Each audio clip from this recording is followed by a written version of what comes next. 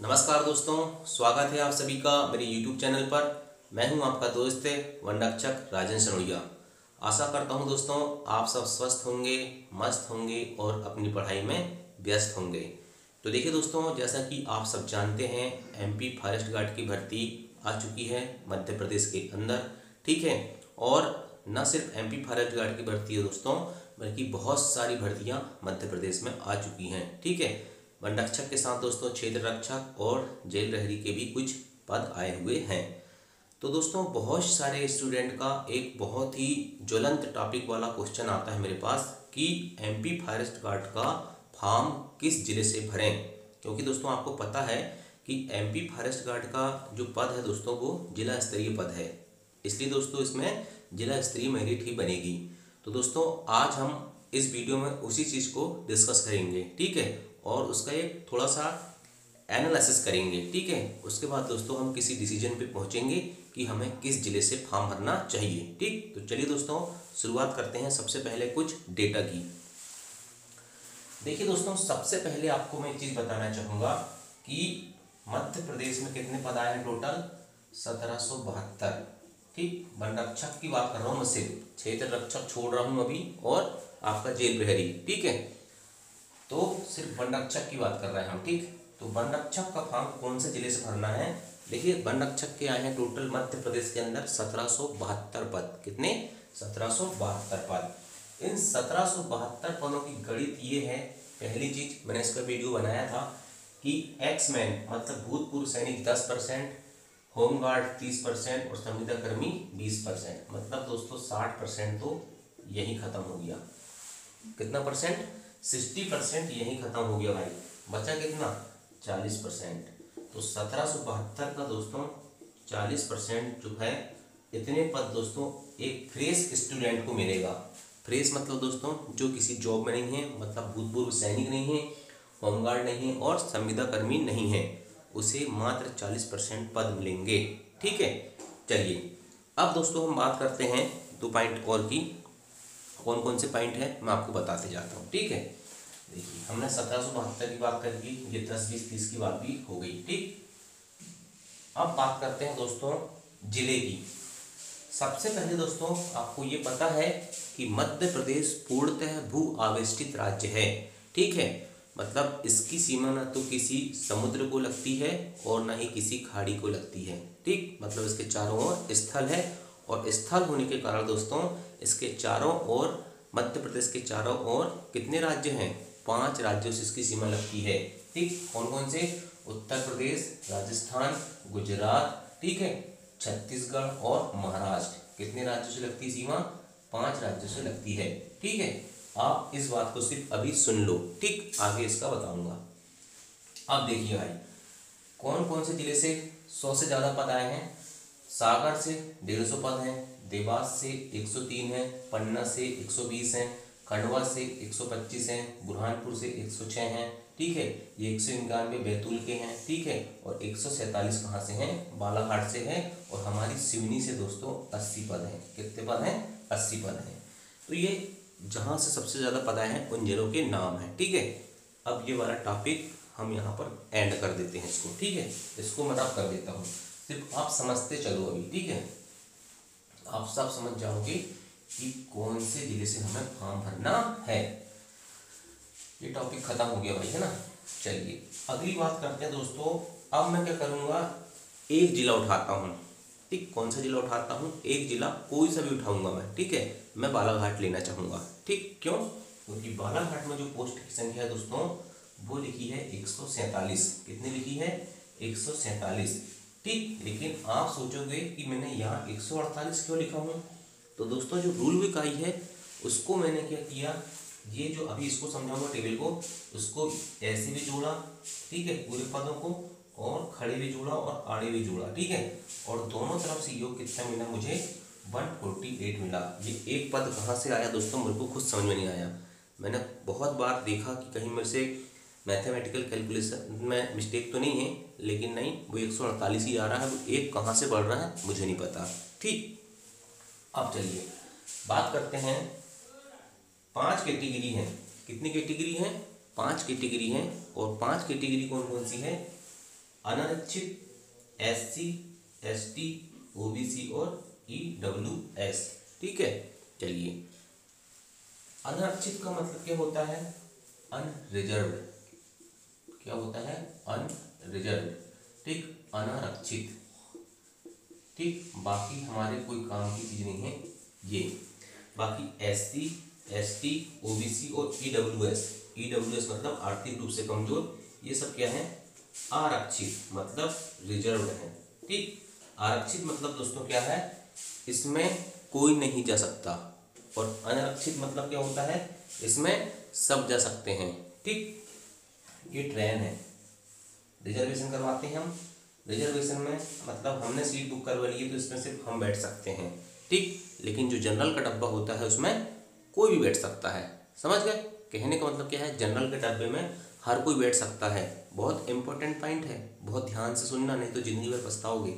General के डब्बे में हर कोई बैठ सकता है, लेकिन रिजर्वेशन की सीट में सिर्फ वही बंदा बैठता है जिसने उसका रिजर्वेशन करवाया है।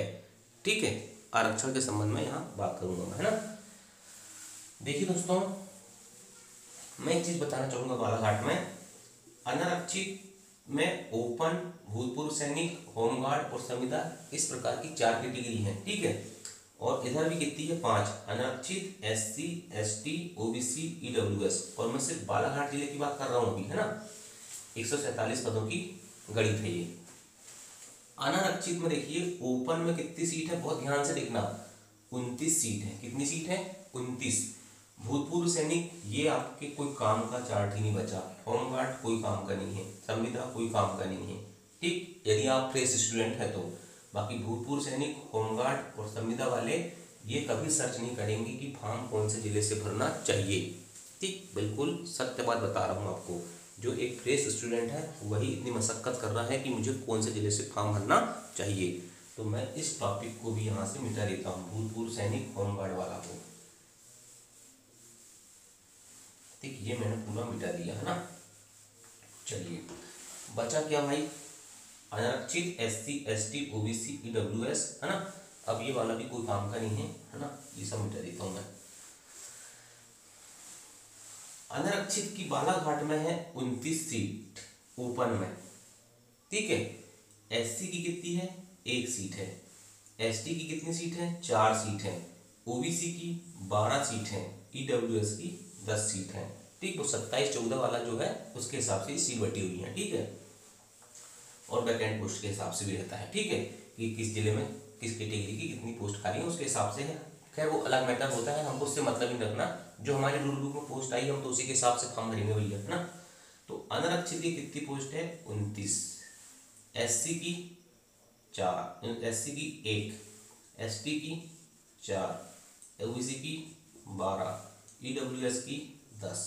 ठीक है, अभी हम एक बालाघाट जिले की बात कर रहे हैं। ठीक है, ये हो गया भाई आपका ओपन कैटेगरी में। ठीक है, ओपन मतलब खुली भर्ती कहते हैं इसको। मतलब ये हम कह सकते हैं कि अनरिजर्व्ड है। ठीक है, क्या है? अनरिजर्व्ड है। ठीक है, SC ST OBC और EWS मतलब आर्थिक रूप से कमजोर। अब जो बात बता रहा हूँ बहुत ध्यान से सुनना।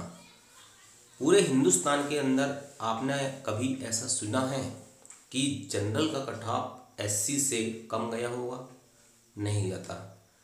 ठीक, पता नहीं कहीं जाता होगा तो, लेकिन मध्य प्रदेश में तो नहीं जाता, मैंने जितने भी एग्जाम देता हूँ। ठीक है, मतलब दोस्तों जनरल का कट ऑफ सबसे ऊपर जाएगा, फिर किसका जाता है? OBC का जाता है, फिर SC का जाता है, फिर ST का जाता है। ठीक है, अभी हम यहाँ गर्ल को काउंट नहीं कर रहे हैं क्योंकि गर्ल का आरक्षण तो फॉरेस्ट डिपार्टमेंट पे होता ही नहीं है। ठीक है, और EWS यहाँ कहीं बीच में आता है। ठीक, अभी इसको हम बाहर करके रखते हैं। ठीक, इससे मतलब नहीं रखते, हम इन 4 कैटेगरी की बात करेंगे बस, जिसमें 3 आरक्षित हैं और 1 अनरिजर्व्ड है, अनारक्षित है। ठीक है, तो देखिए भाई आपको फॉर्म कहाँ से भरना है मैं बताने वाला हूँ। जैसे मान के चलिए दोस्तों, सबसे पहले एक चीज सुन लीजिए। अगर मान के चलिए बालाघाट जिले में अनरिजर्व की 29 सीट है और SC की मात्र 1 सीट है। ठीक, देखना बहुत ध्यान से सुने पॉइंट को। SC की कितनी पोस्ट है? 1। अनरिजर्व की कितनी है 29। तो ये संभव है क्या कि एससी का कट ऑफ अनरिजर्व से ज्यादा जाएगा? बिल्कुल संभव नहीं है। ठीक है, तो फिर ऐसा कैसे होता भाई?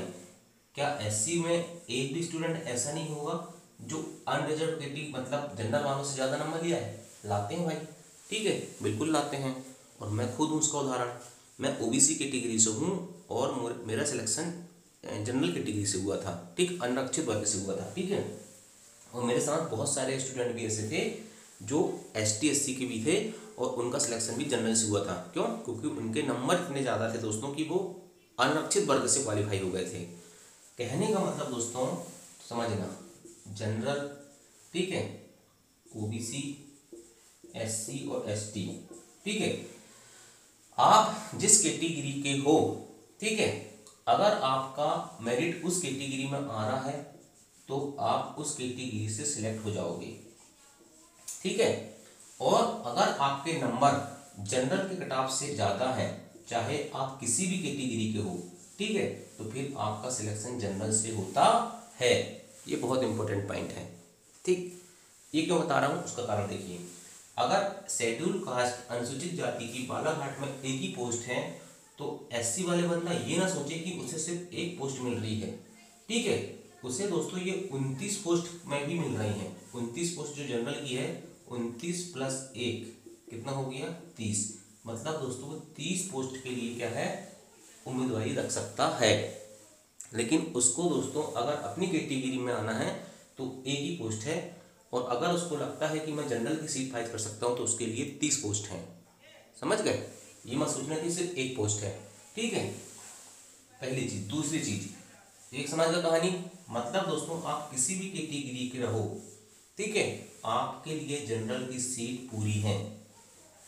कहानी समझ गया? आप जिस भी कैटेगरी को हो जनरल को छोड़ के, तो आपके लिए जनरल की सीट पूरी है। ठीक है, और जनरल वाले स्टूडेंट भी इस बात का ध्यान रखेंगे। क्यों?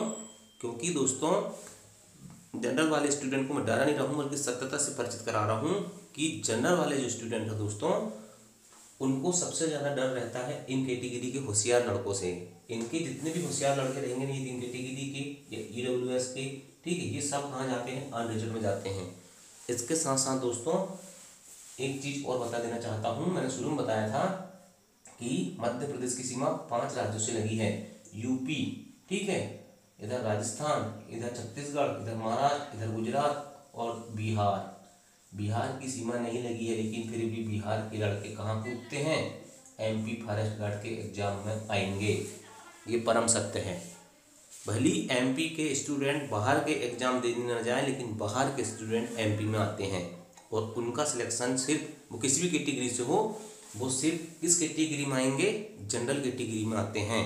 चाहे वो एसटी के हो, एससी को हो, उनको सिर्फ जनरल की सीट में ही जगह मिलेगी, क्योंकि वो अनारक्षित है। ठीक है, जनरल का डब्बा है, उसमें कोई भी बैठ सकता है। और दोस्तों एक चीज़ और बताऊंगा मैं आपको कि एमपी पटवारी जो भर्ती हुई है, आई है, ठीक है, एमपी पटवारी में कंडीशन रखा है कि मध्य प्रदेश के मूल निवासी होना चाहिए। क्या होना चाहिए? मध्य प्रदेश के मूल निवासी होना चाहिए। और एमपी फॉरेस्ट गार्ड में क्या रखा उसने? एमपी फॉरेस्ट गार्ड में रख दिया है कि भारत का नागरिक हो। क्या हो? भारत का नागरिक हो या नेपाल की प्रजा हो। क्या? नेपाल की प्रजा हो। मतलब दोस्तों इस पेपर में एमपी फॉरेस्ट गार्ड में नेपाल का बंदा भी अप्लाई कर सकता है। समझ गए? लेकिन एमपी पटवारी में सिर्फ एमपी के बंदे ही एलिजिबल रहेंगे। कहानी समझ रहे हो? तो कंपटीशन कहाँ बढ़ा जनरल का, आप समझ गए होंगे, 7वें आसमान पे पहुंच गया। ठीक है, अब मैं पॉइंट बताता हूँ आपको मैं कि कौन से जिले से फॉर्म भरें। ये सब कहानी समझ गए आप? देखिए इतने अच्छे से पूरे यूट्यूब में आपको कोई नहीं समझाएगा, ठीक, और ये परम सत्य है। ठीक है, ये परम सत्य है, और इतने अच्छे से आपको पूरे यूट्यूब में कोई नहीं समझाएगा, क्योंकि किसी को पता ही नहीं रहता है। ठीक, क्या है, किसी को पता ही नहीं रहता है। जो बंदा सिलेक्ट होता है ना, उसे पता रहता है कि वास्तविकता क्या होती है। बहुत सारे स्टूडेंट को ये भी नहीं पता होगा कि मैं एसटी का हूँ तो जनरल से ही फाइट हो सकता हूँ यदि ज़्यादा नंबर लाऊंगा तो। ठीक, चलिए मैंने बता दिया ऐसा होता है। अब एक चीज़ सुन लीजिए, क्योंकि देखिए ऐसा नहीं होता तो फिर दोस्तों जनरल का कट ऑफ हमेशा ऊपर क्यों जाता? जब एससी की एक ही सीट है बालाघाट में और जनरल की 29 सीट है, तो एससी का कट ऑफ तो सबसे ऊपर जाना चाहिए था ना। ठीक, तो ऐसा हो सकता है क्या? बिल्कुल नहीं होता। इसलिए जनरल में दोस्तों हर कोई घुस सकता है। वो जनरल का डिब्बा है, रेल का डिब्बा जनरल का, उसमें कोई बैठ सकता है, चाहे वो OST SC OBC EWS कुछ भी हो, ठीक है, या फिर नेपाल की प्रजा क्यों ना हो, या यूपी का बंदा क्यों ना हो, वो जनरल के डिब्बे में घुस सकता है। ठीक, बाकी जगह नहीं घुस सकता। ठीक, अब हो गया।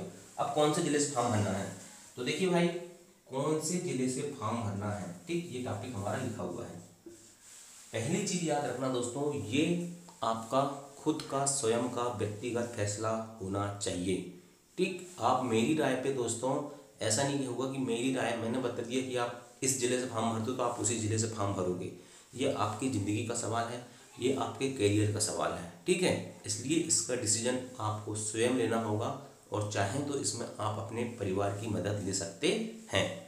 ठीक, तो देखिए दोस्तों, वन रक्षक का फॉर्म भरते समय मतलब किस जिले से फॉर्म भरना है, निम्न बातों को, मतलब ऐसी बात है दोस्तों जो आपके जहन, आपके दिल और दिमाग में होना चाहिए। ठीक है, देखिए दोस्तों, सबसे पहली चीज़, जिस जिले से फॉर्म भरोगे वहीं से सिलेक्शन होगा, वहीं से मेरिट बनेगी। ठीक है, और वहीं आपको ड्यूटी करना होगा।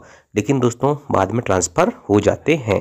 ठीक, तो ये कोई बड़ा मुद्दा नहीं है, है ना दोस्तों। दूसरी चीज़ है, कोशिश करना कि आपकी कैटेगरी, ठीक है, आप जिस कैटेगरी से हो, मतलब ST SC OBC EWS और जनरल में ज़्यादा से ज़्यादा पोस्ट रहना चाहिए। ठीक, और दोस्तों अगर आपको लगता है कि मेरी तैयारी अच्छी है, ठीक है, बहुत अच्छी है, मैं जनरल कैटेगरी की पोस्ट को भी उठा सकता हूँ, ठीक है, वहाँ भी अपना मेरिट में नाम ला सकता हूँ, तो दोस्तों फिर आपका दिल, आपका मन और आपका दिमाग और आपका परिवार जहाँ से कहे वहाँ से फॉर्म भर देना। ठीक है, ज़्यादा मत सोचना। ठीक, क्योंकि एक ही ज़िले से आपको फॉर्म भरना है। तो दोस्तों ये था आपका वन रक्षक का फॉर्म कहाँ से भरना है। मेरा काम है दोस्तों आपको गाइडलाइन देना। ठीक है, आपका काम है दोस्तों उस गाइडलाइन को मानना या नहीं मानना। ठीक है, ऐसा नहीं है कि मैंने आपको जो कहा आप वही मानोगे। ठीक है, आपके अंदर भी दोस्तों बुद्धि है, विवेक है, आप सही और गलत का निर्णय ले सकते हो। क्योंकि दोस्तों आपके अंदर इतनी कम से कम क्षमता तो होनी चाहिए कि क्या सही है और क्या गलत है इसका डिसीजन आप स्वयं कर सके। ठीक है, तो दोस्तों आशा करता हूँ वीडियो आपको अच्छा लगा होगा, यह जानकारी पसंद आई होगी, तो वीडियो को लाइक ज़रूर कर देना। थैंक यू, जय हिंद, जय भारत।